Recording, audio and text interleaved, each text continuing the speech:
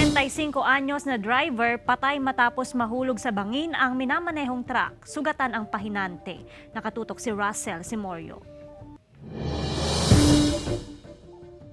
Doble kalbaryo para sa pamilya Muyargas mula sa barangay Malabago, Mangaldan, Pangasinan ang pagkamatay ng kanilang haligi ng tahanan ngayong may pandemya. Dedondas patang 35 anyos na biktima na si Romel Muyargas matapos mahulog ang minamanehong dump truck sa bangin sa barangay Poblasyon, Labrador.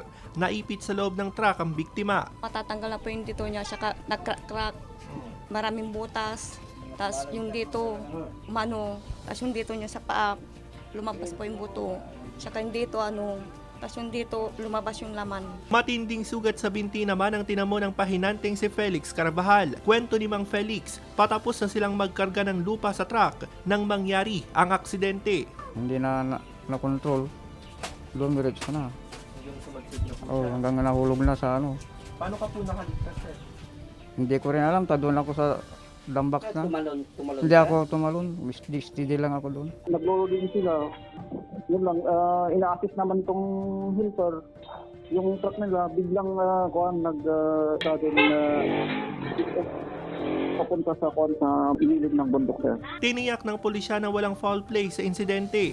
Naareglo naman ang insidente matapos magbigay ng tulong ang kanilang kumpanya. Kabilang dito ang pagpapalibing sa biktima at tulong para sa pagpapagamot sa sugatang biktima.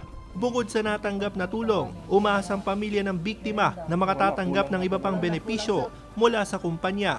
Kasama si Wilson C. Russell Simorio. Balitang Amyanan.